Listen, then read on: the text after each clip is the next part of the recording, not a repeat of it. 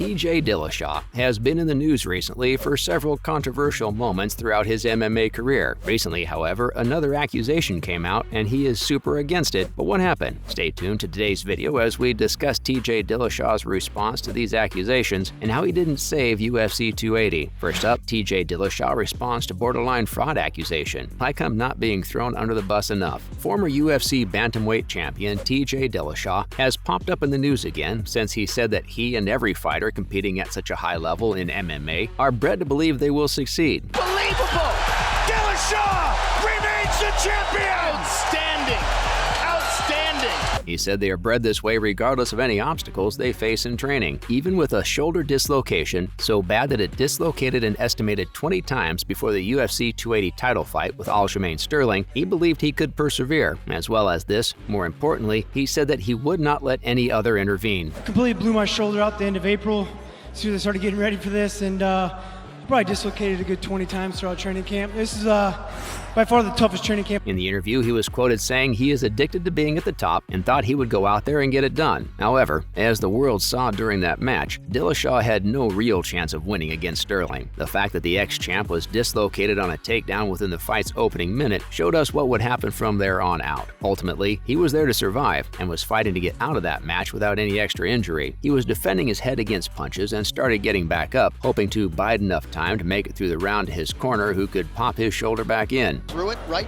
So in terms of Aljamain Sterling and his attack, right, how do you proceed? You hammer that shoulder on the... They did this right before the cage-side doctor came to check it out. He didn't concede the fight after his shoulder was popped out and fought together with his team towards the loss. For the second time in his long career, he has assumed the role of a villain within the sport. The original time this happened was when he was previously suspended for about 2 years by the U.S. Anti-Doping Agency for cheating. Many people within the media and fans of the UFC have blasted his decision to carry on his last fight hurt. Some, however, have said this came very close to malfeasance and accused him of such. Though this might ruin people's mindset, it looks like Dillashaw has accepted his place within the UFC as a villain. He's in trouble! Beautiful! TJ Dillashaw remains the UFC! However, there is one accusation that he thinks is an exception and will not stand for. Many have said that he has committed borderline fraud, and it took a long time for MMA analysts to describe his actions. This came from Luke Thomas. Dillashaw spoke about this borderline fraud accusation online. He said it's not like he's being thrown under the bus enough, and he thinks that Thomas assumes he went in there to collect a paycheck. Dillashaw said he went into that fight with the utmost belief that he was going to come out the victor and that he was going to get his title back. He has been trying and waiting to do this for the last 3.5 years. For TJ Dillashaw and the injury that he suffered during that fight and beforehand, and there's the corner.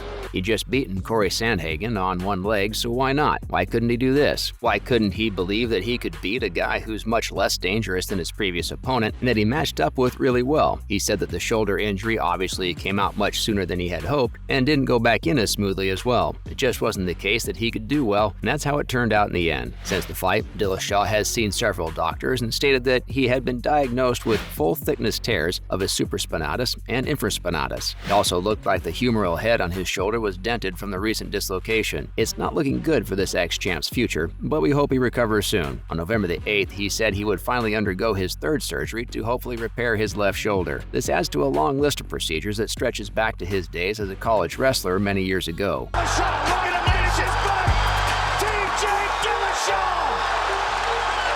In 2017, he re-injured his shoulder on the set of Ultimate Fighter 25 while playing tetherball on a balance beam for the Coach Challenge against opposing coach and ex-teammate Cody Gary Brandt. Dillashaw stated that he expects to be up and about within 7 months before he returns to training.